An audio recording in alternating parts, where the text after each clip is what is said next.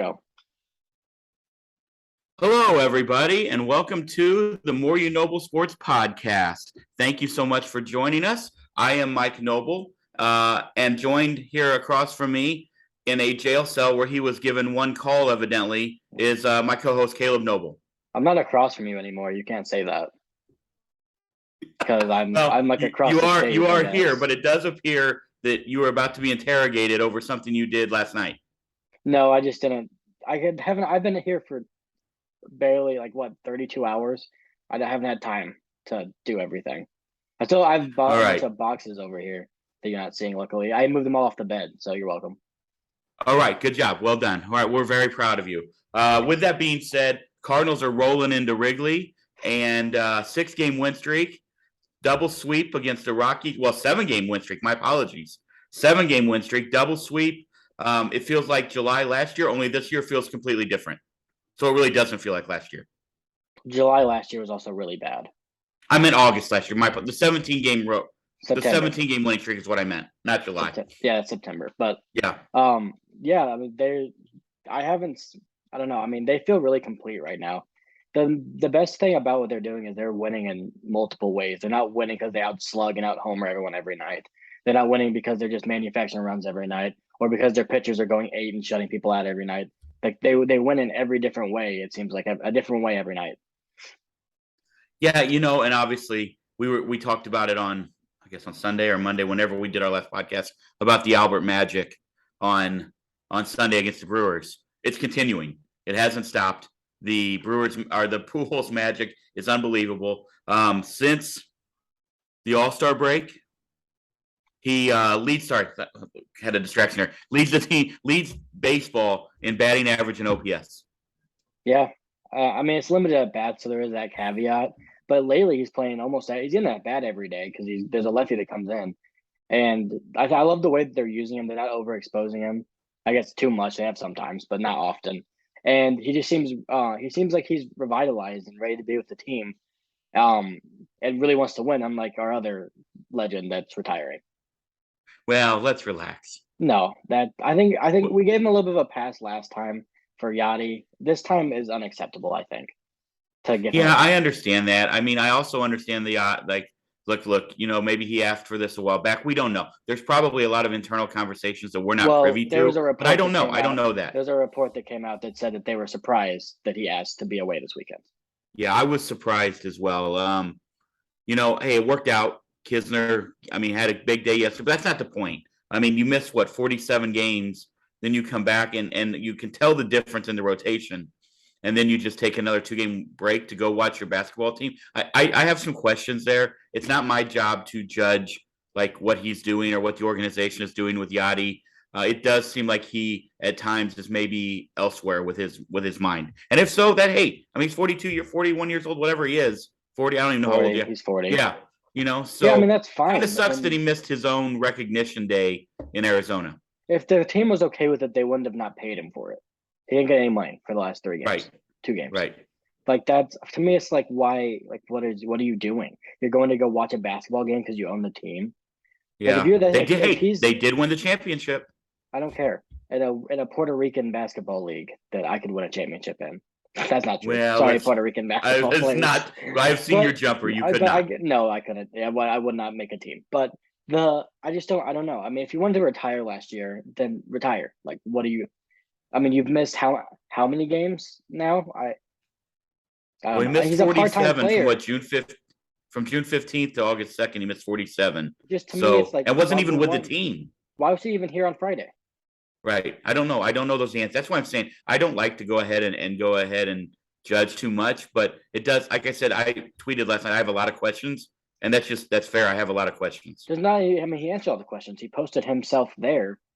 Right. After saying he was going for a business meeting. I'm just asking why and everything else, I don't know. To me, it just seems like his heart hasn't been it. When he's on the field, his heart's in it all the time. I'm not going to question that. Agreed. Whether or not he's performing even.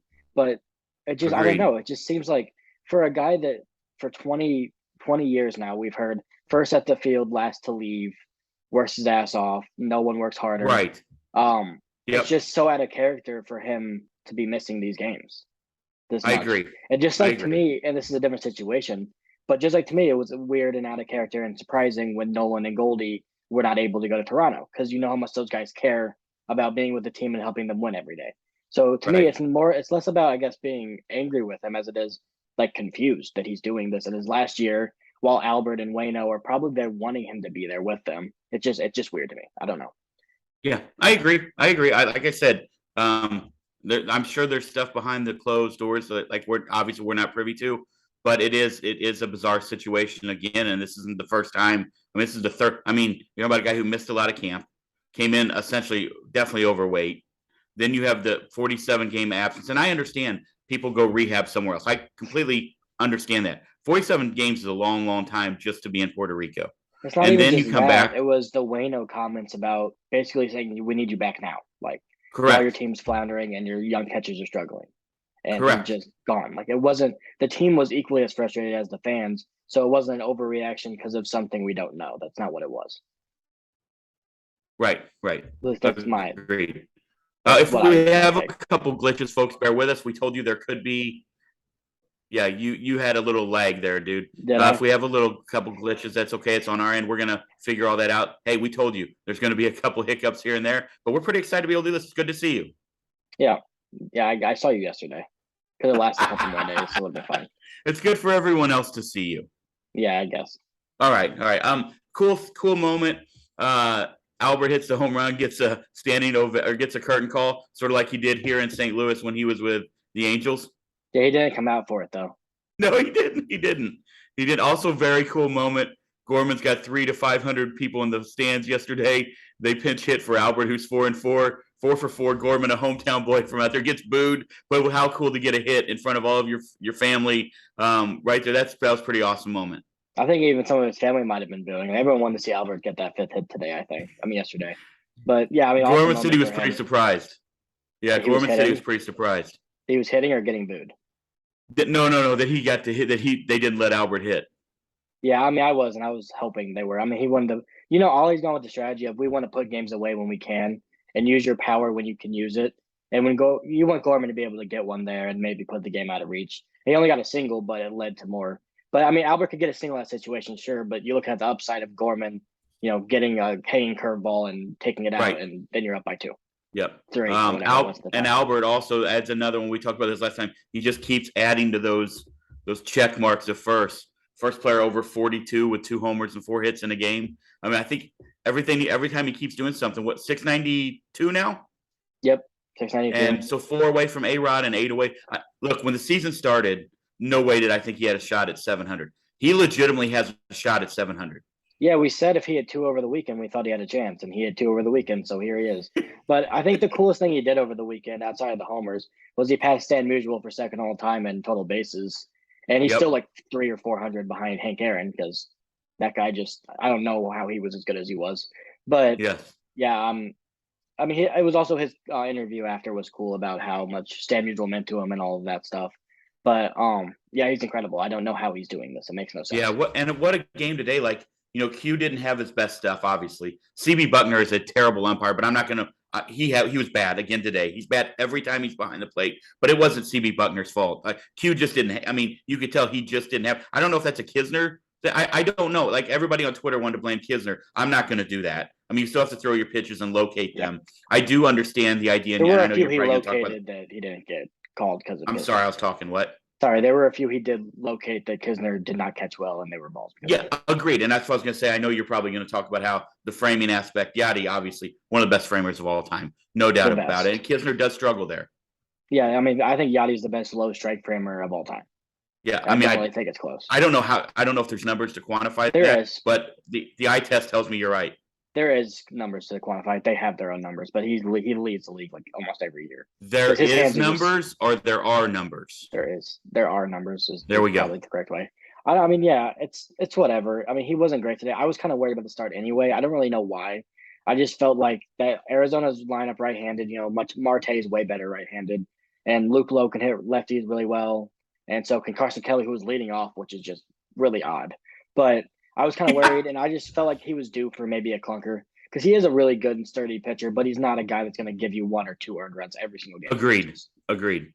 Let's talk a little bit about Lars, because I think that not only obviously last year when they were going through the stretch and you were on the field for all of that, all the magic that was happening. We talked a lot about Lars because you every night came home and then came on the podcast and talked about what an awesome dude he is, how he just legitimately follows Nolan Arenado around everywhere, was friends with TJ, like just friends with everybody. Just seems like, and you can see it.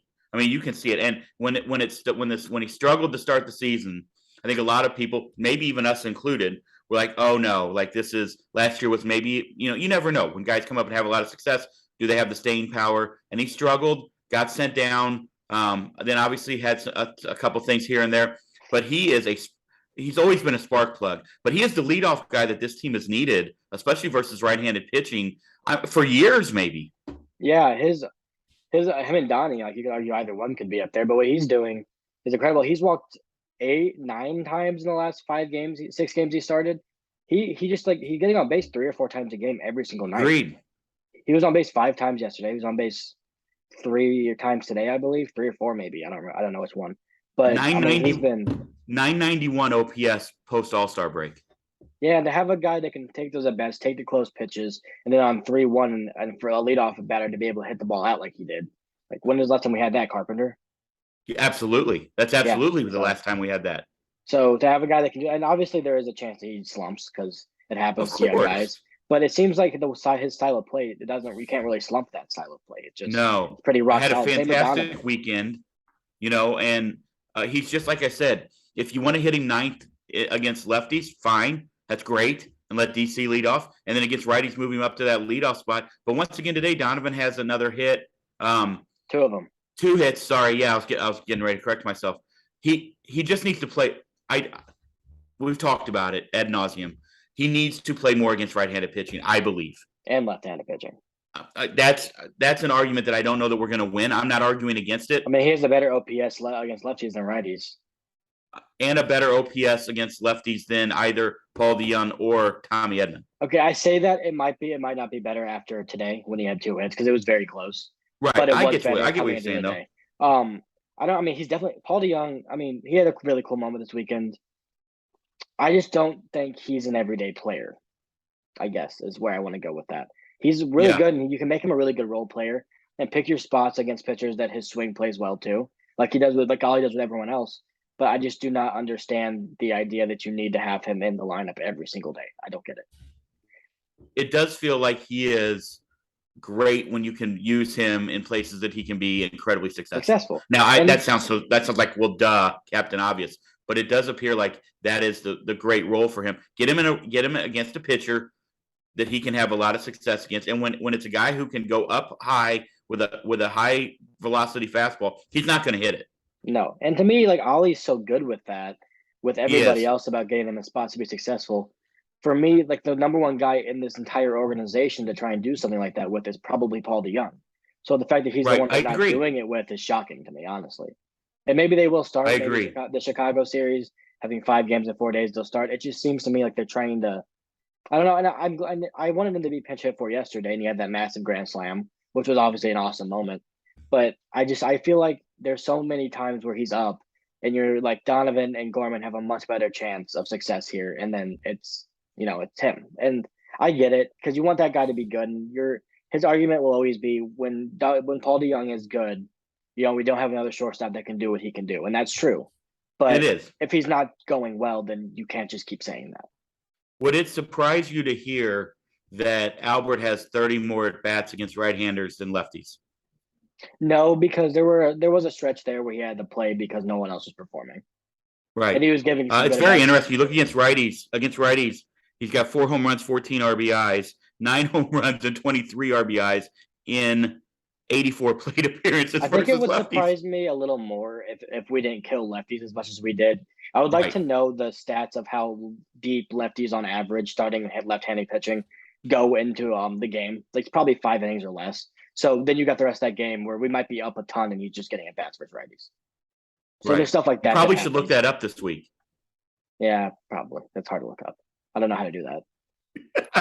I'm not tech savvy enough to find that. Shut up. You are. I'm not. I really don't know how to do that. This is, for all of you watching right now, this is Caleb's way to say, I don't want to do that. I'll forget Yeah, if you asked me to do it, I'd forget in 2 minutes. I would have no idea. I wouldn't remember that. But I will Couple say other they don't go things. deep. Couple other things. I mean, just to watch Nolan Arenado play third base on a daily basis is one of the highlights of my Cardinal fandom. Like I go through there. There's a few of those things throughout there. Watching Willie play center field every day was unbelievable. Watching Mark McGwire come up and hit during the late '90s, early 200s was one of the craziest things I've ever seen. 2000, sorry, was one of the craziest things I've ever seen. Albert's 10-year run. Watching Chris Carpenter and Adam Wainwright perform in the playoffs, things like that. Ozzie getting to see Ozzie every night, and day one, opening day, doing the flip. Those are moments that are etched in my mind. But watching Nolan Arenado play third base, and we were lucky here. We had Ken Oberkfell in my lifetime. We had Terry Pendleton. Then obviously we had Scott Rowland. We've had a nice group of third basemen. Matt Carpenter. Well, defensively, yes. Okay, that's fine. You can put him in there. He was still great. But Nolan's. I tweeted today, and I'm going to stick by it. Nolan is the best third baseman to ever play the game.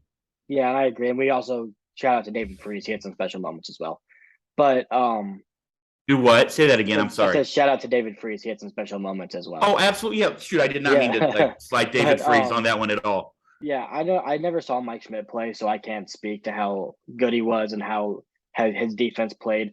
All I know 105 WAR, by the way, for Mike Schmidt. Yes, pretty remarkable. But the Jim Cat saw Mike Schmidt play. He saw Brooks Robinson play, and he said that Nolan Arenado is hands down the best defensive third baseman he's ever seen. What did you call him? Jim Cott, is that what it is? There we go. Thank you. What'd I say, Cat? You said Jim Cat. Unless you're talking about Jimmy the Cat Hayes, which I don't think he saw Brooks Robinson play. Okay, I don't think so either. But it is that I'm telling you, I've watched it 42 times, I think. That play he made last night. It's not the play. It's watching him get his body set to make a throw as he's moving towards first base and the ball. Those are things, you can teach and you can say watch, but that doesn't mean everybody's going to do it or even can do it. I would bet my life on the fact that he's never practiced that in his life. No, how hard did they throw? Did they get a number on it? It was only 85, but it was also he only threw it like 40 feet. It's like those kids in the Little League World Series who are only throwing 67, but they're like from me to you. Perceived velocity is like 110. Yeah, and then for Goldie to make I don't know how.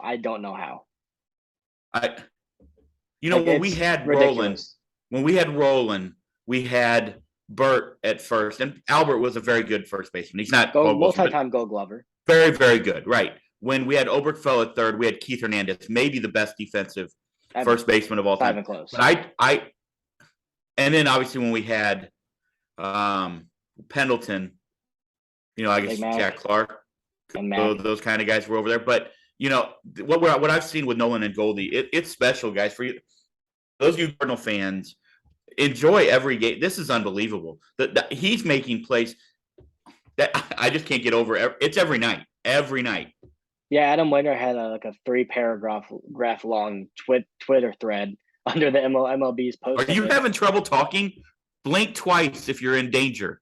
What's happening? Am I like breaking up? No, you're like struggling to pronounce words or something. Oh no! Did you go to Cam's and have too many high noons? No, I didn't go. It's Sunday. They're not open. No, but he had a long Twitter thread about it, and it was pretty cool to see his opinions on it. But also, we talked a couple weeks ago about, is this the best third base, first base season of all time? It is, and I don't care if you give me some guys in 1905 that were playing before there were even African Americans in the league. Save it. This is the best that there's probably ever been and ever will be. I don't know what those two guys are doing. First off, you can't go get through the lineup. You just can't. Like, what are you going to do? You have to face one. You have to face them both. One of them is going to get a hit. It's probably going to be hard. It's probably going to score runs. Like, what are you going to do? And then they're going to make great plays. Goldie made another awesome play tonight, diving to his left. Like, they might be the two best players on the face of the earth, not named Shohei Ohtani right now. And that was the thing too today. And this is something I've been talking about on here and with you a lot. Just to see guys like just when you have Lars and Goldie, Donovan, or even Dylan over the weekend, like guys who are going to get on base, it changes the entire landscape of the game. When Goldie comes up with 2 outs, that's a pitcher's dream. But when he comes up with 2 guys on, or a guy on and a run already in, I mean, what are you going to do? You going to pitch to him, or are you going to pitch around him and go with Nolan? And then hiding behind Nolan is Gorman or Gorbert. You know what I Yeah. mean? What are you going to do? You lose. That's what everyone's been doing. They're going to lose, and it's going to happen every single time. And the lineup right now is ruthless. If you have Donovan and Lars at the top of the order, I would bet that every time through the order, one of the two will be on base. Every time. It seems like it. It sure does seem like it. And then what are you going to do? Like, Goldie doesn't get out. Nolan doesn't get out often. And then Albert, if you're left-handed, you're fucked. Like, you're just going to give up something hit incredibly hard. Right. Like, it doesn't matter if you're Josh Hader or if you're Josh Hader sucks now. If you're Joe Mantiply, I guess today, who's a really good reliever, by the way, who we tagged for 2 runs today. Albert got him for a hit today too. Yeah, we got him for 2 runs. Great at bat by Kisner, by the way, to make that happen. But that's a really good reliever that our lineup made look very pedestrian. That's an all-star this year. Agreed. So that's what they've been doing, and they've been doing it to everyone. Yep, 100%. I don't know about you, but there were situations this weekend where I'm like, this guy's throwing sidearm 98 miles per hour. How the hell are we going to get a hit? And then I think I know Paul DeYoung's taking it for a grand slam. I'm like, what is this team on right now? Like, they're ruthless right now. And there's just the confidence is just radiating throughout the team. And I think having a guy like Lars at the leadoff spot, like, to get that confidence and that energy rolling, like, it goes through down the lineup. And I tweeted this thing today, and I want to know if you agree. There are game changers in the sport. We know all of them. Aaron Judge, things like that. Nolan Arenado and the energy he's brought to this team, to this organization, and the excitement he brought to the city, that's an organizational change, an organization changer. Absolutely. Like, that's what he is. Like, I have not seen a team play with as much energy as they do when he's on there, because he brings energy that no Cardinal has had really since I've been alive, I don't think, other than Chris Carpenter maybe. That brings that loud energy that makes you as a fan stand up and just get chills. Like, no one else has done that. I cannot argue against that one bit. So that's the value of getting a superstar like Nolan Arenado. And man, he's just above and beyond what I ever thought he would be. All I could see is your picture. You literally, there you go. You just froze for a minute. What is happening? It's gonna keep happening. Yeah. Probably not. Is it happening? Did you pay your Wi-Fi bill? Is it happening often? I don't have a bill. No. Okay. I told you we're gonna have a few hiccups. Yeah, I might need to go in a different room, or I might need to set up a hotspot or something. We'll figure that out. Yeah, absolutely. Hey, live and learn. This is episode number 1 of the video podcast. What I was trying to say was I haven't seen. He's just above and beyond what I ever thought he would be here. Agreed. Like, I thought he was going to be great, and I thought he was going to be really good. But he's having his best offensive season by OPS plus ever right now. Ever. Yeah. That's incredible. Yeah, and all the talk of, and there were times where I think maybe I get a little bit nervous and overreact. He's not going anywhere. Nolan's not going anywhere. No. He's not going anywhere. And they're going to win a division by a wide margin. And you could see today when he got that big hit with the bases loaded, you can see, he is 100% intensity at all times. And that's why I think myself and others got so pissed when anybody would question that man's desire. What he did, as far as not being able to go to Toronto, not my business, not my call. Wish he would have been there. I know that much, but he wasn't. But anybody who did, and there were a lot of them out there questioning calling him a hypocrite and questioning his desire. You got to get the fuck out of here. That dude is unbelievable. Quickly, how fast that narrative went away, huh? It should have never been a narrative. Like, why would you even utter that? But the thing, how that statement is so utterly ridiculous is that you see him play for 2 weeks, you're like, oh yeah, that was stupid, and no one says it ever again. Because the way that it was just so dumb played, there's just no denying their desire to win every night. There's no denying it. Right. First off, they're in the lineup every fucking night. They don't take days off. Their day off is DHing. Am I lagging? Right. Am I lagging? A little bit. Okay. Yeah. How bad was it? You're making some very interesting faces that I can't wait for people who are watching this. They might not even see it because it's not lagging on my screen. It's just lagging on yours. I don't know how. Yeah, it could be. It could be. Again, things will work out. I think your best bet might be to find another spot next time. Yeah, I'm just gonna have to kick Grace out for a couple hours, I guess. I think she can sit and listen. It's all right. But it's weird though because PlayStation's been running well on here, so I don't know what's going on. Whatever, we'll figure it out. Hey, again, it's new. Yep. So we knew that it wasn't going to be 100% perfect. It's just kind of funny. Maybe it's just speak in fragments, and that way they don't mess up too bad. That could work. That could Just work. quick bursts of ad lib. Another thing as we go around, going into just to talk a little bit about the series, Miles was fantastic. That was great to see again. Yeah. Which not surprised. We talked about it. I expect. We right. I mean, he was good on Sunday when we were there at the game against the Brewers. One bad pitch really to Hunter Renfroe. One bad pitch. Yep. The whole game. Looked good against obviously looked good against Arizona. And I guess for some reason the Cardinals fans absolutely hate Dakota Hudson. I understand he's painful to watch, but you know what? And he only went 4 innings, but they won. They won the game. Like, I don't know what else you want. He is what he is. He's a number 5 starter who, honestly, if everybody was healthy, would not be a number 5 starter. I don't know what you want from this guy. And the way that people talk on Twitter, it's like I guess these guys who do this on Twitter, they must be in the Hall of Fame I don't even know who they are. I don't know. Like, he deserves all the criticism he's getting because he's been really bad and underwhelming at times. Like, even his ERA in the 4s is not indicative of how poorly he's pitched over the last 2 months. But okay, he's gonna have one more start. The criticism versus hate. Criticism versus hate is different. You shouldn't hate or throw insults at anybody, but there is some fair criticism on how poorly he has pitched. Agreed. And that's completely fair. But I do think also, I mean, you have to realize, instead of saying, "Oh, Dakota's horrible, get him out of here," he's got one more start. Jack was great again tonight. Right. Through 70-something pitches. He's got one more, and then he's 63. 63 pitches. Through 63 tonight. Mm-hmm. So he'll work up to 75 to 80. He might have 2 more starts. I believe he only has 1 left down there. They said 1.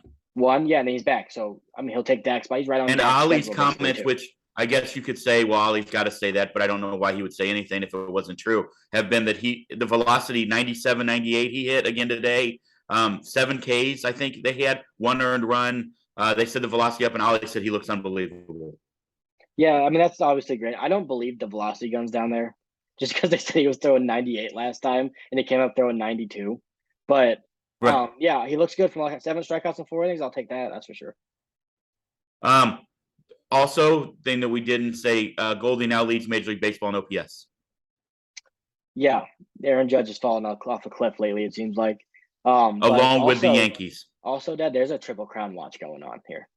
I know. I didn't want to say it. He's very close. Kyle Schwarber's been hurt. He's kind of slumping a little bit. He's 4 homers away from him, I think. And then I thought it was 3. Is it 4? Pete. Does Goldie have 32 or 31? He is only 3. Only 3 away. And like what, 2 RBI short of Pete? I think it's 2 of Pete, yeah. It is 2. Yeah. So, I mean, he's coming for it. And he leads Freddie Freeman by 16 points in hitting. He might get the actual Triple Crown and the slash line Triple Crown of batting average, slugging, and on base. He could, because he has that currently. He's had the whole year basically. It's hard to believe, and not only are we so lucky to get to see him and Nolan and obviously everybody else we get to see on a nightly basis, but there's a guy who's absolutely just killing everything baseball related at AA, Jordan Walker. And I assume they're going to leave him at AA this year, don't you? And then he starts the year in spring training with a chance maybe to make the team. And if he goes down and rakes, it's going to be hard for them to say. I don't know what else he has to accomplish at AAA, but and we talked with Mike Godard today, and I agree. I kind of agree a little bit. Also, they're in a good spot where they don't have to rush him. But if he goes out and has a monster spring training, and I don't know if he'll play in the Arizona Fall League. I assume he might. I don't know. I don't know if he needs to. It depends on his preference, I guess. I think it depends on what the Cardinals want him to do. Yeah. Yeah. I think I don't know. I mean, I wouldn't rule him out for this year. I don't think he's going to be up here, and I would say that I'm 94% positive that he will not be here. But Mozeliak did say that there's a chance that a minor leaguer gets a chance this year in the outfield. Like a couple weeks ago on, I don't remember what show, but 590 The Fan. It was on something there. And they don't seem like they want to call up Alec Burleson. So it could be Jordan Walker. It could not be. I would be shocked if he's not on this team opening day next year. Yeah, I agree. There's no reason. Overall, 924 OPS in the minor leagues right now. I mean, I don't know. And here's the thing, Dad. If you want to equate that to the major leagues, you can say, "Wow, that's still an incredible hitter." But this dude is taking buses and sleeping on floors probably, and eating that much. Eating $8 footlongs every day. Well, he's probably a little richer than the other ones. He had a big signing bonus, but like he's not living the show luxury life. No. So his performance is only going to keep getting better, I think. So I think sometimes people use the minor leagues as, oh, he's probably going to get worse as he progresses, when in reality, a lot of times it's the opposite. 16 bombs, 55 RBI, 17 stolen bases. He could be 2020 at the minor league level this year. I think he has 8 to 10 bombs this month. Because I mean, his power numbers were way down, and he's kind of found his stroke. And my God, I saw this thing today that said people were hoping he was going to be, God damn it, some average player. I don't know who it was, but some relative average to good player. I don't remember who it was. But he's like, now he might just be Aaron Judge. Like that's what they were saying about him. Like, and it's true. He might just become that kind of guy. So let's throw our Michael J. Fox to the future hats on here for a second. Okay. I mean, I don't know. Here's the thing. Where do you play? Like, what do you do? I don't care. You find a spot for him. I don't give a shit. Play him a shortstop. I literally don't care. Well, they're not going to do that. Put him at second base. I don't care. He's playing. He's playing every single day, and he's going to be batting second or fifth. Well, here's the thing. Next year, with Albert retiring, there is a DH spot open. He's too athletic, though. I think he's your. But here's the thing. Like, Tyler you've got an outfield of your left fielder. Oh, you think you think Tyler's gone? I mean, I don't think he's. I'm not saying that. I'm saying if he doesn't put it together, he very well could. But I think you've got. I almost tweeted this out, but I don't like putting that juju out into the air because it's really not my job to decide other people's jobs, even though this is what we do. What we're trying to do on the podcast is actually do that. But I think that I think you've got a group of about 5 guys, maybe even more, who are, I'm not going to say expendable. I don't like that term at all, but who could be on the trading block. And I think it's Tyler O'Neill. I think it's Paul DeYoung / Tommy Edman, but I think it's Paul DeYoung. I think it's Dakota Hudson. And I think it could be, I mean, honestly, Ivan Herrera, if you go out and you get a catcher. I don't know. And it could be Juan Yepes too, by the way. Yeah, they have options if they want to make a move. That's only if you get the right guys for those people.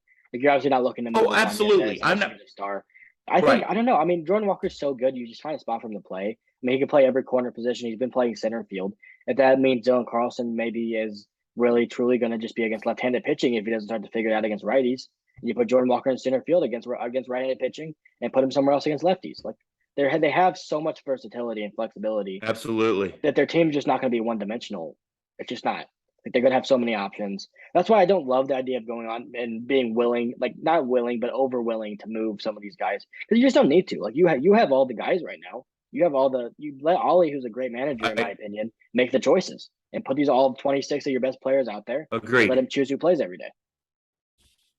Like, be Kevin Cash. I agree 100%. Have great players and play them when they're going to be successful. Be that kind of guy. I like it. Were you surprised to see Jake Woodford throw as much as he did today, knowing you've got a doubleheader coming on Tuesday? I was, but that doesn't mean that Ollie doesn't have a plan that I'm not aware of. I think it's Matthew Liberatore or Zach Thompson. I don't. I think it's going to be Jake Woodford for 3 innings. Oh, okay. Okay. He's not even stretched out, so he couldn't make a full start anyway. So you go out there and open him for 3 innings, and you're good to go. I just don't know. Do you want to use your bullpen that much?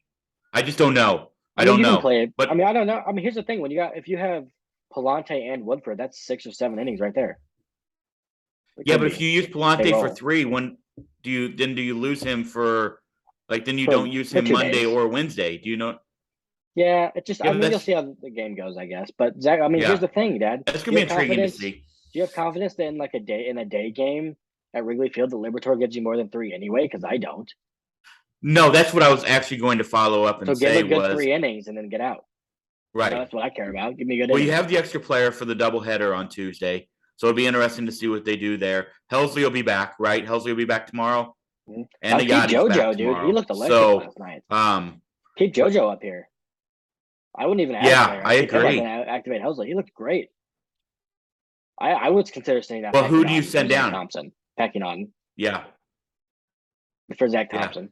Well, Romero's stuff has been talked about for years. To be honest, like he throws 98 with some sink. It's nice. I like it. His problem is control because he's a Cardinal reliever, so of course it is. But hopefully he figures that out. And maybe he did. Maybe he's got some confidence here. Also, I like his look. He looks like Uncle Rico from Napoleon Dynamite. Yeah, I mean that's going to be another one of those. I mean, could be another one of those that we look back and we say, Mo did it again. You know what it reminds me of? It reminds me of Luke Voigt for Giovanni Gallegos. Is what it reminds me of. Did you not get any of that? Right. Did you? Are you hearing? Now I got you. Is it bad? What's happening? It was bad there for a minute. Yeah. Okay, I said it reminds me of Luke Voigt for Giovanni Gallegos. Yeah. Yep. Is that Yeah, type what of was the trade? Cabrera deal? Didn't we give up nobody to get Cabrera too or something? We might have got him from Tampa, I think, in that. Is that where we got him from? I honestly don't remember. I should know that right off the top of my For head, Tommy but I Pham, don't. maybe? Yeah, it might have been. It was Tommy Pham, I think. Yeah, to Tampa, I think.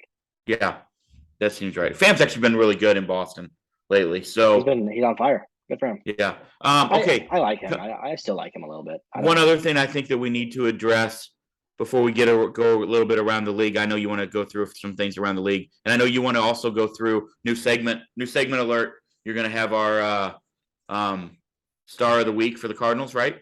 Mm-hmm. Okay. Well, let me go through this first. Give me your thoughts on Jordan Hicks. I love Jordan Hicks, so I'll start it with that. I think he's a really good reliever when he's on. And I have no problem with him struggling. It's going to happen. It's baseball. But I really, really had a problem with what he did yesterday by not covering home or first base because he was pouting. That's a massive problem. That's what it was. And to me, it was the most. I've never seen that. I don't think on a big league field, at least not No. lately, where you do that twice. Like he should be. I don't know. I mean, I don't know what a punishment is because he's so good that it's almost punishing your team if you punish him. But there should have been a quite Right. stern talking to in the dugout or clubhouse, wherever it is. I mean, I had a massive I'm problem sure that with it was. I mean, I don't know who doesn't have a huge problem with that. Like we remember the Gallegos brain fart against the Mets. That's not what that was. He was jogging. He got over there and fine, but he No. just jogged to it. Yes. And he didn't even cover home. Like, what are you doing? And then even his mannerisms and his facial expressions and everything when he was even walking off the field, it was like, like he just. And I'm not saying he was. I'm saying that was the perception that I got from that, and I didn't like that either. I know. Honestly, it would have been nice if somebody would have met him at the top steps and maybe Mike Maddox with a claw and taking care of the situation right then. No, because I also think it's better to handle a situation in private. I don't need to see that. The fans don't need to see it. Then it just but we saw Pujols take care of a situation. I still don't. I don't like. We saw Pujols take care of a situation earlier. I mean, that's fine, but I would prefer them to do it in private. I don't need to see it. I don't need that. You don't need that to be circling around. That's fine. The media. Then there's distractions. People have to address it. But I don't know. And then it was frustrating. I'm sure he was frustrated, but like you're like outwardly hurting your team multiple times. Like, that's something that's like directly hurting your team. You're lucky Gio came in and shut it down. Because if Gio goes up a bomb there and that guy's on first base because of you, because you didn't hustle over there, like then what? Then you lose the game, and it's all because you're being a little kind of a baby, to be honest with you. I don't know. Like I said, I love Jordan. Agreed. This doesn't change my opinion of him at all. It really does not. But just something you can't do on a big league field. Or any field, I agree. for that matter. But I agree. But it doesn't change my opinion. Yeah, it was not taken well on Twitter, I know. And when I watched it, I was like, man, I don't like that. I don't like that at all. As a former coach, as a former player, as a fan, whatever, I just didn't like it one bit. And again, hey, you play 162 games, you're gonna have things that pop. He's had a very frustrating season. Like I get it. Remember the Genesis Cabrera incident where he bounced the ball to Ollie? Correct. That's the one I was talking about with Albert. Yeah, so I love Genesis Cabrera. That didn't change my opinion of him at all either. But I think what Jordan Hicks did was kind of worse because it like actually hurt your team instead of just being embarrassing to your manager. Right. And you could tell Goldie wasn't happy. And Goldie doesn't show a ton of like emotion or expressions, but you could tell like he was but you could tell it was like, what the hell are you doing here? I'm sure he had a conversation with him as well. I'm sure a lot of people did. Yeah, and he'll learn from it. Like he's still young. I know he's been around for a long time. Right, it was a very immature move. He's still young, and it's something that you shouldn't do. And like I think the biggest thing for me is don't forget that we're watching these guys do their job every day. Like there are some things that I'm sure I know there's things you've done that your job that you don't want people to see. So I don't know what that means. I don't know why you're coming to me. You know exactly what I'm talking about. But what I'm saying is like just remember that like you're gonna have bad moments. Just because they're on TV doesn't mean they're not. Absolutely. Absolutely. And that's why I'm saying over 162. And here's the thing with Hicks, his stuff is so filthy. It's so nasty. It just it blows my mind that one of a kind. Yeah, and 104 he hit the other night. He's a 104 baseball player. Yeah. So it's just like but the thing is you've got to be able to channel it and bottle it, and if he can figure that out, and he has in the past, we've seen the flashes. He's so like he's such a weapon for the Cardinals in the playoffs. You know, one of those bridge guys that can also go multiple games. And multiple innings. He's just so valuable. Yeah, and he's like I said, and almost if he never figures it out, you can almost put some of that on the organization for not, figuring him out, because that's kind of their job as well to figure out the talent they have. Right. But I don't know. I still have a lot of faith in him. I think he's gonna have bad outings just because I feel like he's gonna have times where his 104 gets away from him. It's just gonna happen. But if he can hone it in and go on a stretch here down the on a run here down the stretch, I guess is what I want to say, then he's gonna. I mean, he could be as valuable as anyone in the postseason. Right. I agree. What just So happened? Did it happen again? Did it happen again? yeah, I almost wonder if it's your AirPods. I almost wonder if it's me going on long tangents. Maybe I should stop doing that. That's short. Maybe you have to carry this, and I'm gonna have to go on just short little ad libs in there. Maybe. Yeah, it's every once in a while, and it's hilarious. I can't stop laughing when it happens. So, it is what it be. All right, so let's get to, before we go around the league, let's get to we want to start pointing out each week who are superstar. What do you want to call this? I don't know. Star of the week, I guess. I don't know. St. Louis Cardinals star of the week. Impact player. All right, let's go with that. That's about as plain white as the background of your that you're in right now, your jail cell there. Player of the week, I guess. I don't know. What do you want to say? I mean, that's fine. That's fine. Cardinal let's go with that. Okay, well, my pick's Albert Pujols for the weekend because it just has to be, right? I mean, it has to be. Okay. Who else are you going to go with? He was, and I wanted to do this to give some shine to some people that weren't getting the shine that they deserved, but I just you look at what he did and it's like, oh, okay, well, 10, just a 10.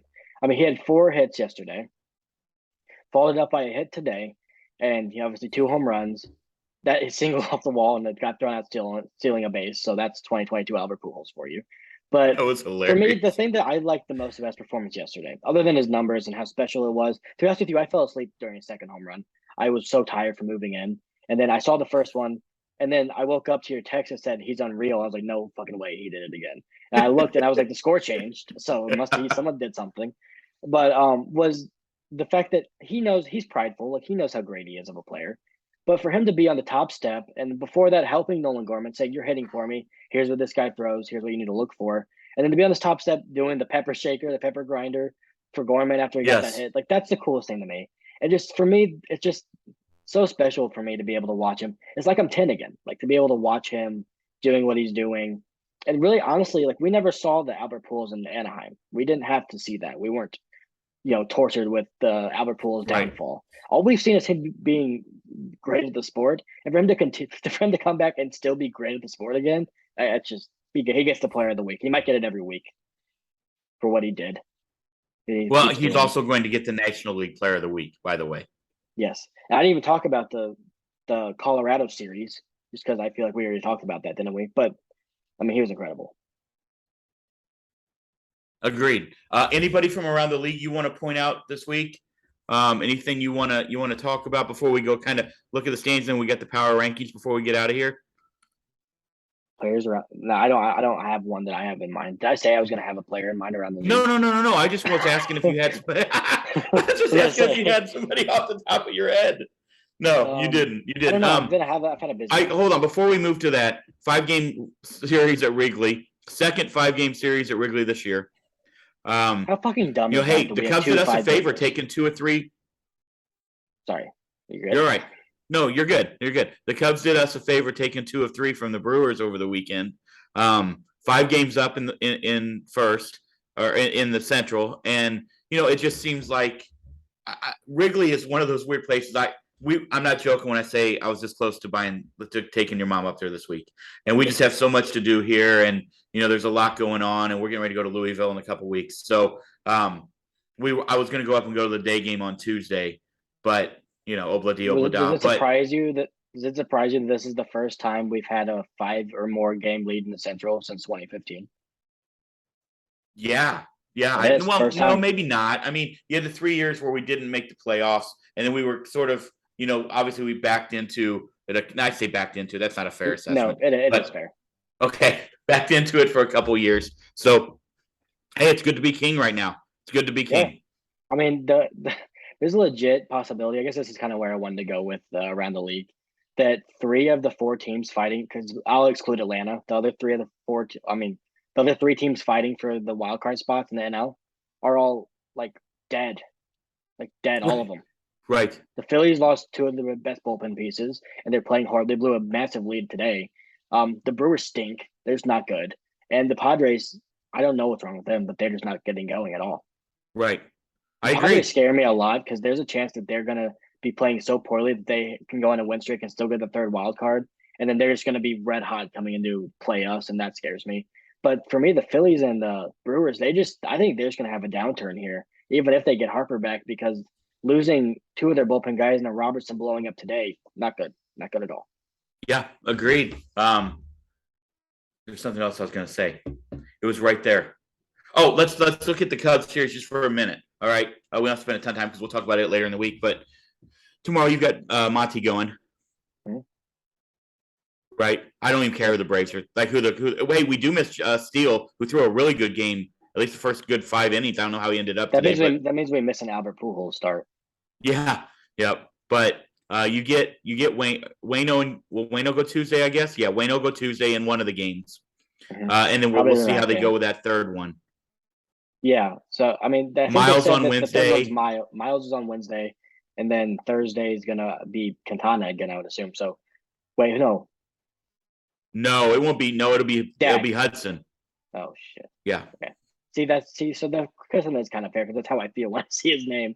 But yeah, I don't know who the 2 stars are going to be. I mean, that's interesting. I think they could go bullpen. Here's what you hope is if Monty can give you 6 or 7 solid ones, and then you bank on Wayno giving you a solid one in that day as well. I mean, you could honestly do a bullpen game and not feel it too much. I think Wayno will go the night game, right? They'll go with the bullpen game and the day game. Yeah. Yes, Wayno will go the that night way game. You catch Yachty tomorrow night. You catch Kids game 1 of the doubleheader, and then you catch Yachty at night with Wayno. Correct? That's how they'll go. That's how I would do it. Yeah, that'd be my guess. And honestly, if Stratton has emerged as a guy that can come in when starters don't do well and give you 2 and a third like he did today, I mean, fuck, that's another weapon for you right there to use. The other thing I was thinking about too, and I know we need to get moving on a little bit, but man, when the rosters expand, Juan Yepes went yard today. Mm-hmm. Yesterday or last night? Yesterday. But when the rosters expand, just adding guys like Zach Thompson and whomever else you're going to bring up, and Jake Woodford, guys like that, who? It'll be Yepes. They'll add 2 spots this year. No, 2? 2. That's it? Yeah, 28 goes to 28. I did the same thing last year. All right. I think I don't know why they did that. I mean, Romero's got to be one of them, right? No, Yepes needs to be a part of this team. So Yepes and Romero. It'll be Yepes and Tom. I hope it's Thompson, man. But then if you're gonna bring up, then but then you gotta pick Thompson over Naughton, don't you? I think so. Yeah, I'm intrigued. I'm intrigued to see what they do there. Okay, so here's my question as well: has Zach Thompson been really bad lately? I don't know the answer to that, but then bringing up Romero instead of him was strange to me. So to be honest, though, it's going to be Flaherty. That's who it's going to be. Yeah, it just all depends on what they want to do with Dak. There's going to be a lot of question marks to be answered. Do what? There's going to be a lot of questions to be answered. Do they want Dak to be up here in the bullpen, or do they want him to go down and maybe work on some stuff in Memphis? It's a great spot to be. Instead of looking at... It can be. Yeah, right. Agreed. Sometimes I like when Mo doesn't have to make decisions. That's fair.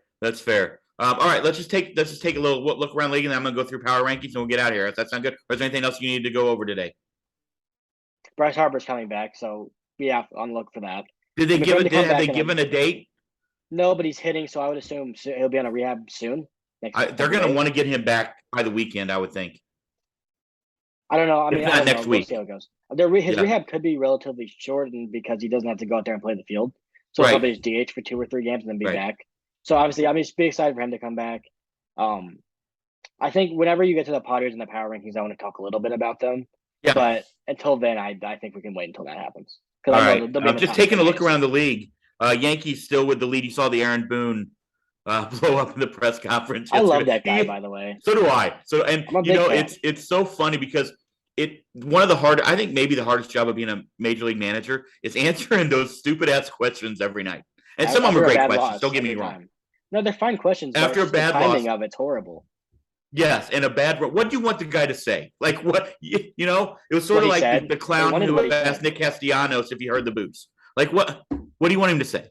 You Yeah, know. that was But bad. But Yankees again. Even with that said, they still have an 8-game lead. Rays are surging. Blue Jays. Can you explain George Springer to me? He was out again today. I don't get it. I don't know. He's fragile, I guess. I don't know. It's weird. I He was don't in Houston. understand. He played a lot. You know, he Five went through the postseason where he's five for playing every five day. Thursday, and now he has a sore knee and he misses 3 games It's very in a strange. pennant race. Yeah. They're coddling him, it seems. But and I know they DH'd Teoscar today because I think he bruised his foot, maybe fouled the ball off his foot. Yeah. So and you're off tomorrow, so whatever. But you can't just at this point in time, you got to have your guys out there. I just don't. I don't know. I mean, maybe it's too bad for him to play. I don't know. Yeah. I mean, they were still won 3 or 4, right? Or 2 Yeah, or 3. Baltimore kind of fading. 11 out. So Did they win the series or lose it versus Boston? Well, they're playing right now, and they are tied at the Little League Stadium. But there, they're not really fading then. Like they're not really fading. Well, I mean, they're 4-6 in their last 10. I mean, the fact that that's fading for Baltimore is kind of cool to say. I know you're right. I mean, that's fair. They are still above 500. Adley's incredible. Oh, I love him. I don't love the Buster Posey stuff because I don't like comparing a guy to a Hall of Famer because I think that's an unfair thing to have to live up to. But he was hitting today in the special Little League thing, and it said favorite player Buster Posey. So there it is. Hey, I mean, makes sense. In the Central, you got 3 teams within 2.5 games. The Guardians right there today. I think they got rained out, right? I think they got postponed to the Tigers. Guardians today. Are in first, right? Guardians are in first. Twins are a 1.5 back. Sox are 2.5 back. All 3 teams literally. Well, Twins 5-5 in the last, and the other 2 6-4. Are the Sox going to make the playoffs? I don't think so. I think I'm my money's on the Guardians, dude. They have I think they have a better pitching. I think they have better pitching. I think they play better defense, and I think they just like Steven Kwan, Rosario, and Jimenez just get hits. They just get hits. They're not necessarily your big boppers and your big boomers that they're used to. The Franmil Reyes thing still blows my mind. He has been incredible for the Cubs, but he was not very good there. So I think it was weird. More about them not having to make a decision on whether or not to play him. So they just said we want to play these guys, so he's gone. I think the Guardians are going to win it as well. Tony La Russa, we all agree, should be fired if they don't make it, right? He's done. Yeah, this is it. I don't think he will be fired. If they don't make it for sure, I think there's a case to be made. Even if they squeak in, he gets fired. I don't think he gets fired because I think he has too much pride. I bet you he retires. Maybe that could be it. That's what I think for the 14th time. Yeah, right. I think he's in the Hall of Fame and he's in 5 years the A's will hire him. He's in the Hall of Fame and now he's falling asleep in the dugout. If you look, it's a 2-game race. It's a 2-game race in the West. And I mean, it's not even a race. Like Houston's got it, but Seattle is pushing that wild card. If you take a look at the wild, I love Seattle, and I love the way their rotation lines up for a 3-game series. What's happening? What is it? It was I love Seattle, and your eyes were like this. I don't know. I don't know how this is gonna work. If they're gonna hear this too, or it's just gonna be like mine's gonna be smooth, and it's gonna be yours that is choppy because it's recording my screen. But I like the way their rotation lines up for a 3-game series with Castillo, Ray, and Gilbert. Right here. It's gonna be a hard team. Got him up there. No matter who I mean, if you look at the wild card out there, and Tampa Bay, Toronto, and Seattle all tied. Yeah. And you got Minnesota 2.5 back. Minnesota 2.5 back. Baltimore 3 back. White Sox 3.5 back. What a race! The White Sox are dead. I mean, maybe they're dead. I'm calling it. They're dead. Okay. Lucas Giolito just has not bounced back from. He was so great. I don't know what's happened to him. He's just like fallen down a notch to an average pitcher. It seems. It's weird. Right? Mets, National League Mets 4 games up on the Braves, 12 up on the Phillies. That's hate. I mean, I think the Braves can make that a race, but it does seem like the Mets are set up not to go on a big losing streak. You can't go on a losing streak when you have the 2 best pitchers maybe in the world going. That's what I'm saying. Like you just can't. Yep. You can't go on a losing streak. So that sucks for the Braves because I really want that to get within 1 or 2 games before the last 2 weeks. Yes, me too. Obviously, we talked about the Cardinals being 5 up on Milwaukee. Milwaukee's dead. I'm proclaiming it. You talked about it earlier. They're dead. I still think they might make the playoffs. I don't trust the Padres. They have a shot. I don't trust the Padres at all. And the Dodgers, by the way, are 18 games up. I have nothing to say about them. I think it could hurt them. I really do. Like you're not playing one meaningful game from here on. Now they did get Dustin May back. Well, it's not true. How many games ahead of the Mets are they? For the 1 seed? Oh, that's a good question. 6.5. Had to do math there. Sorry. Fuck, yeah, it might hurt them a little bit. Yeah, they might have that now getting Dustin May back is nice, and they can kind of ease him in over the next month. That's a huge. Even though you lost Walker Buehler, you really add Dustin May. In his debut. He's such a weapon. He's so good. Yeah, he's scary. He's freaking poofy. Yeah, he's very good. 7. Braves in the first spot right now with the wild card. San Diego half game back. Philly also. San Diego with the half game back of the Braves. Half game back of the Braves. Yeah. Oh, okay. I thought you meant the division. I was like, that doesn't make sense. No. For the top wild card. Wait, Philly's only a half game back of the Braves? Philly is no. Philly's the third one. It doesn't tell me how far back they are, but you said Padres were a half game back of the Braves, I think. And I was wrong. That's not right. Padres are a half game up on the Phillies. Braves, that's my bad. Yeah, Braves are like way above everybody else. 8 games up. First yeah, they're incredible. Yeah, correct. I know. Yep. And the Brewers only 1.5 back. All 3 of those teams, I just don't think any of them have a chance to go on a run. Like maybe the Padres, but their best pitcher, Java Joe, he's kind of fallen off a little bit. Yeah. And Yu Darvish is good. Yeah, I don't know. Yeah, at times. Their pitching was a strength. Then they traded Gore, and then now it seems like their lineup, even with Juan Soto, it's just like average. It does definitely feel that way, right? Soto, Machado. By the way, Machado, give him some love. He's been so good lately, like on another planet. It seems the last couple of weeks. But other than those two, it's just like who's going to provide runs? Yeah, I get it. They don't have a Lars Nootbaar that's going to provide a spark at the top of the order. I'm sure they want that to be Grisham or Profar, but it's just not. They're just not doing it. Right. So I don't know. Maybe it's Ha-Seong Kim. He's been good, but that's 3 Yeah, players. I'm loving it because here's the thing, guys. Normally, every year tonight, I have to get ready to go to bed to get up and go teach for the first day tomorrow. I don't. I have to go to school tomorrow. So it's kind of weird. You bastard. Huh? I have to go to school tomorrow. Well, have fun. Spanish class at 11 a.m. Oh, my God. Hablo Espanol. I don't know. El Pupitre. That means that's. I know. I'm just about to have to not look at my bank account for weeks after I buy all my books. Yeah. That's when I get good luck. Yeah, thanks. Yeah, well, first of all, I don't really feel too bad for you because I was in your apartment yesterday that no 20-year-old should be living in. So I do. Hey, I'm sorry you have to buy a book. I'm sorry. Buy 5 of them. Books are expensive. College books are really expensive. You have a pool like right outside your living room window. Fine, there's a pool. Take away the pool and don't make me pay for the books, and I'm fucking in. I'll do it now today. Take the pool. I won't pay for the books. That's fine. You went into a spirit world there for a little bit. Yeah, and then it said my connection was unstable, so it definitely is me. Yeah, you're gonna have to do something. Okay, now you are making the worst face of all time. I am gonna clip all of these and put them on Twitter. Let me know when it's done. There. Now you're back. Is it getting worse? It was awful. How about now? Can you hear me? I can't tell by your reaction. What are you in like a dead zone? What is happening? Yeah, that's hilarious. You're good. You're better now. All right, let's do the power rankings. Get out of here. All right. Yeah, we're gonna need to fix this next time. Yeah, well, I think you're gonna have to move your location. Yeah, I might use a hotspot. Maybe that'll work. That might work better. Yeah. All right, go ahead. Yep. I'll talk. Sorry, guys, but hey, if you want to clip some of these photos of Caleb, they're pretty much fantastic. Is it bad, like to the point to where the sound's gonna be bad?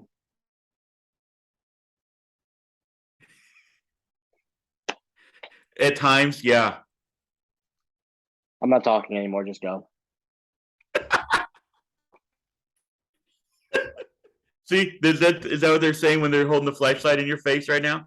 Can you put a fucking poster up in your room? Just go. I'm not talking anymore. It's going bad. It's just gonna keep going bad. All right. So we're going around the league, and if you chime in here as we go. All right, coming in at number 10 are the Guardians, still the leader of the NL Central. playing decent baseball, 6-4. It seems like nobody wants to run away with the Central. I still believe that the Guardians are the best team, and I'm going to stick by that. Earlier in the year, I did think it was the Twins, but I thought the moves that the Twins made were going to be significant, and the Guardians not making moves was going to be significant. It's been the other way, actually. Yeah, it's just I don't know that division. I don't know. I think the Guardians are going to win it. I don't really know how the Twins got worse after making those moves, but it seems like they did. So I don't know what's happening. And it does appear to me that the White Sox have the most talent of all three of the teams. Yeah, but it feels like they have the least they have the least feel of a team out of all of them. Agreed. But when you look at Giolito and Lynn, and Cease and Jimenez and Moncada and Abreu and Tim Anderson, obviously the loss of Tim Anderson really hurt. But you look at those guys and and Vaughn has become a very good player. When you look at those guys, and then you got Liam Hendricks at the back end of the bullpen, but it just has never ever clicked for them. It feels like they have like 26 isolated players, and they're not a team. That's what it feels like. Maybe that's it. I don't think they have a leader. All right, coming in at number 9, new to the power rankings this week are the Rays. 7-3 in their last 10, in a wild card spot right now. I took them over the Blue Jays right now simply because they're 7-3 in their last 10. Yeah, I mean the Blue Jays. Well, the Blue Jays. Yeah, I mean they've been playing okay. I don't know, but the Rays lost a series to the Brewers, and that was weird. But I don't know how they do it. I don't even have anything to say. They're just going to win games, and no one's going to understand it. They're not going to have a starting pitcher, and they're going to win. Rasmussen's been great. You got Yarbrough, obviously. You've got McClanahan. Shane Baz is good. I mean, they're just always a good baseball team. I have so much mad respect for that organization, even though they shouldn't have to play in that terrible stadium that they have, the hellhole that they have to play in. Yeah, I just hope no one follows their model because theirs is very specific to them, and only because they legitimately can't make as much money as they need. Agreed. Did you hear what I said? Yeah. You're good. Okay. Number 8 over my shoulder are the Mariners. 6-4 in their last 10. I still think they're an incredibly dangerous team in the playoffs simply because they can come at you with Luis Castillo and Robbie Ray, like you said, and Logan Gilbert and those guys. And then the back end of the bullpen, you got some depth there. But that lineup, when it's healthy, is incredibly dangerous and fun to watch. Yeah, their bullpen's one of the best of baseball. They haven't lost a game when taking a lead into the 9th inning the whole year. Isn't that wild? That's awesome. Paul Sewald and Andres Munoz have really stepped up. I like that organization. I love Scott Service too. I really like him a lot. He's awesome. Great manager. So give him a shout out. Same. Should have won manager of the year last year. I don't know why he didn't. Hard to argue with. Number 7, I have the Padres. And you said you want to talk about the Padres. So they dropped a little bit on our rankings down to number 7. Let me know if I start having problems because I don't know when it happens. So I just see your face. So just let me know. You're good. You're good.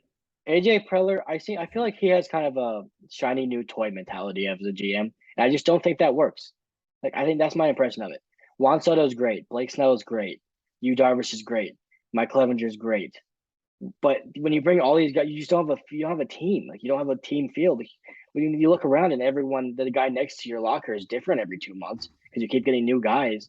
Like, it's so overlooked to have a core group of guys that you build around and supplement instead of trying to build a new core every year. I feel like that's where he's really had a misstep and doesn't understand it. Because on paper, obviously, Juan Soto's great. Obviously, Brandon Drury is having a great year. But when you bring all these guys together and it's like, well, yeah, now this is your core with Josh Bell and this is the middle of your lineup, but it's a completely different core than you've had with your success. And now it's like, I feel like it's not always a good thing to go get the superstars all the time. Right. Josh Hader, like a 16-something ERA there. Did you hear anything I just said? Yeah. Just stop asking. You're good. You have hilarious faces. I can't wait for you to go back and watch this. It was like a 4-second delay from after I stopped talking to you telling me to you responding. I was just sitting here looking at we're going to have to listening. Guys, don't worry. We're going to clean this up. Like I said, trial run. It's okay. It's not a big deal. We'll clean it all up. Don't stress. But quit asking. Yeah, but when I look at you and it takes 4 seconds for you to talk after I'm done speaking, I get confused on what is happening. Well, I can tell you what is happening. I'm getting annoyed. I don't want to do this anymore. All right, number 6, the Birds on the bat. Up from last week to number 6. Yeah. I disagree. That's fine. How do you They're have the playing how do you great have the baseball. Yankees? 15-3 in August, 9-1 in their last 10. Don't 8-2. you, Sorry, I 8-2 have in a their last question. 10. I have a question. Yeah, Don't you think it's time to knock the Yankees down? I get it. But They're we're gonna so talk about bad. them here, They're huh? so bad. I get it. They've been I bad for do. 2 months. They've been like a below average team for over 2 months now. I know. How And I long do do you even believe give them that credit? if this happens again, and I do have the Yankees at number 5. All right, I but figured. they do have 74 wins. All I don't right, care. so I get it, and I'm okay if you want to have a little qualm about moving the Cardinals to number 5. And I'm not going to argue that. But I do have the Yankees at number 5. I would just have a 74 hard wins. time. I would just have a hard time looking at them and saying that's a better team than the Cardinals right now. I know, but I understand. That's fair and that's valid. But I just feel like when you get Stanton and you get Rizzo back, Rizzo's back, man. yeah, but it's only been back for a little bit. And then So, also like Stan, I get it, but like, what do you expect? He's not going to play 140 games a year. It's like they built a are team you that's kind of arguing that we faulty. should flip the Yankees to 6 and make the Cardinals 5? Yes, I think the Okay. Yankees have played. They've played below 500 for over 2 months now. Then let's do that. I'm I okay just with think that. I can be talked. there comes a time where you just can't say that they're an elite team anymore just because they were good for 2 months. Well, then let's do that. Let's make Yankees 6 and let's make Cardinals 5. I'm okay with that. I was surely basing on the fact that they have 74 wins. I mean, that's And I hard. get That's it. hard to ignore. Yeah, because last week when I was doing it, I said the same thing to myself. But like, they're just not a better team than they're not the 5th best team in baseball right now. They're just not. Okay.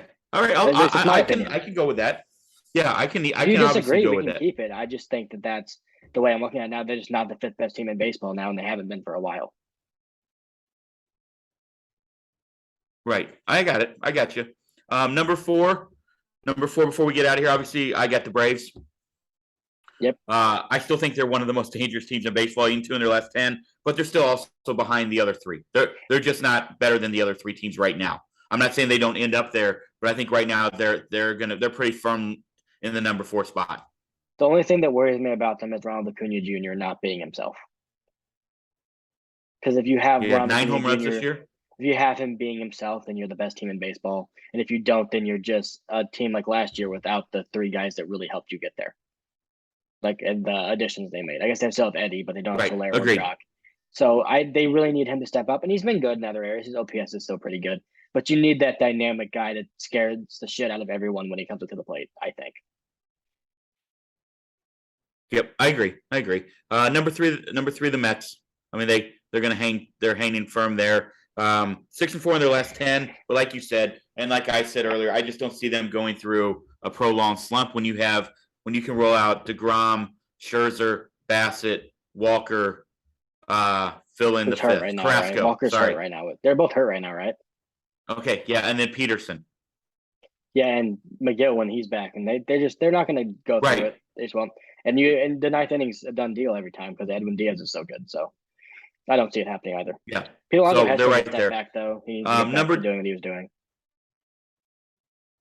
Number 2, and it's honestly, and you and I had this discussion driving you to U of I yesterday. The team that I think has the easiest path, and I say easiest, but easiest path to a World Series is Houston. Like, I just still believe they are the supreme king in the American League. And I don't think anybody's close. I don't think anyone is close to them either. I would have said the Yankees a couple months ago. But other than that, I just don't see anyone else in the American League that has too good of a shot to go all the way with it. Like, I see the National League so much deeper, I think. And also, and with the Astros, they own the Yankees, first of all. Yes. But when you look at that rotation, and you're going to have the ability to put 2 of those guys in the bullpen, if you'd like, which I assume that they will for the playoffs. 1 of the best bullpens in baseball, by the way. Make it deeper. Right, that's what I'm saying. Like, and then Bregman has been one of the best hitters in the last 30 days or last 14 days. I think I saw he's been incredible his last 2 weeks. He starts hitting. You got Jordan back. Obviously, the addition of Trey Mancini. You and I have talked on here quite often that we think that Kyle Tucker's maybe the most underrated player in baseball. If not, he's one of them. And that goes with Jeremy Pena. And we haven't even gotten to mention Jose Altuve. Jose Altuve, exactly. Who's maybe one of the best second basemen of all time. And I do think the loss of Michael Brantley, both leadership and performance-wise, is going to hurt. And he talked about underrated players. Man, that guy, his last 10 years have been incredible. Agreed. But that's going to hurt. But, but then you just replace him with Alvarez and and Myers and all those guys. And it's like, oh, okay, they're still really and good. Mancini. Right, exactly. Right. And then obviously, I mean, it's just they're going to stay there until somebody can take them away. But when you have 84 wins, I mean, the Dodgers, they just continue to win baseball games. And everybody Except for wants to against talk about, the they'll go Brewers spend all the somehow. money in the world, and yes, they will. But they've got guys contributing every night in that lineup, especially in that rotation that they drafted, developed, and are their homegrown. And when you can do that, I mean, that's so powerful. Like you can then go spend money on Mookie Betts and Freddie Freeman and guys like that, Trey Turner, whomever you want to fill in around when you've got homegrown pitching talent like they do. It's unbelievable what they throw out there every night. And then their bullpen, nobody talks about their bullpen. It's been incredible. Nobody talks about Will Smith, another guy who we could say one of the most underrated guys. They're just as well built of a team as you can have, along with Houston. I just think that those two teams are the best teams in baseball right now. Right now. Yeah, I think you nailed it with the pitching because it's the most expensive thing to get. You need the most of it, and it's the hardest to find.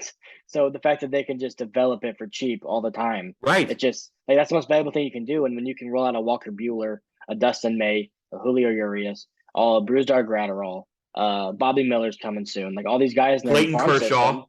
Yeah, all these guys Clayton Kershaw, obviously that was a little longer ago, but yeah, Tony these young guys. Gonsolin.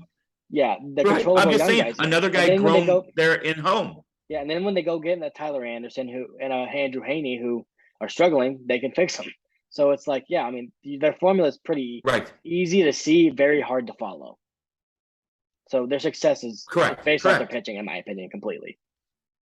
Absolutely, I agree 100%. And when you can do it, it's like if you look at the NFL, they always talk about the best model right now is to have a young quarterback on a first contract, because then you can go sign all the receivers, the safeties, the linemen, around them. Like that is the model. When you have a high-priced quarterback, it's hard to then add everybody else. And it feels like the Dodgers model of we're going to have the homegrown pitchers, and then we'll add in all around it. I mean, it's hard to argue with. They're the hardest to find, but when you have them, it's the easiest to win with. Agreed. It's like, obviously, like you see in Kansas City, like Mahomes is still young, but he signed that big contract. Where's Tyreek Hill? Not there anymore.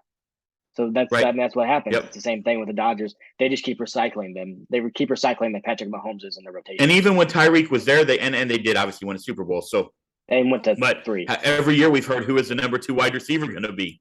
Yeah, well, yeah, so that's true. And even I mean, it was Kelsey basically, but yeah. All right, let's get out of here. All right. I don't know how we're gonna end this because I can't do the ending because I'm gonna end it. I'm actually talking. I'm gonna end. Hey, first of all, hey, it worked. Hey, we got it done. We got it out there. How much are they gonna be some hiccups. Kale's gonna. How much of it are they going to actually hear me talk? Or did I just a lot. We can hear everything. Your audio is fine. It's some of the faces you've made over the last hour that are absolutely My audio hilarious. is fine. Are you sure? 95% fine. Not 100, but 95%. Well, good. Fine. No one wants to see my face anyway, so that's fine. So guys, thank you so much for joining us once again. You can always find us on Twitter at @more_noble, at CalebNoble08. We'll also be taking up donations to get him out of jail and out of Wi-Fi jail that he's in right now. Evidently, the apartment building already put him on a Wi-Fi jail, but we'll get that fixed. We told you guys there's going to be hiccups. Bear with us. We'll get it all fixed as we go along. It's episode number 1 video. We're excited to be able to do this. We've got some people lined up, hopefully soon, maybe sooner than later, that we'll be having come on, but we'll have all that fixed as soon as we can here. Again, also find us on your favorite podcast platform. If you're listening audio wise, you're going to miss out on some of the jokes and some of the faces that Caleb made, but that is okay. That's all right. Find us at our YouTube channel. It is on. I tweeted it out. I'll do that again tomorrow. I will do the same on Facebook, and Caleb will as well. They'll be out there so you can find them. But you can find us on our YouTube channel. You just look up the More You Noble Sports Podcast, and you can find us on YouTube. Subscribe to our channel. That would be awesome. That helps us out. It also helps us with sponsors, and we can keep moving forward from there. Everybody, go Cardinals. 5 games in Wrigley. That's going to be awesome. Can't wait to watch that. A couple day games, a few night games. That's going to be fantastic. And then we're back home this weekend for Atlanta. So let's go Cardinals. 8 games in the next 7 days. Huge 5 games. I would love to be able to build on that. Yep. Need some wins in Wrigley. Guys, the weather here looks fantastic. So everybody have an amazing week. Take care of each other. Stay safe, and we'll talk to you soon. Cheers.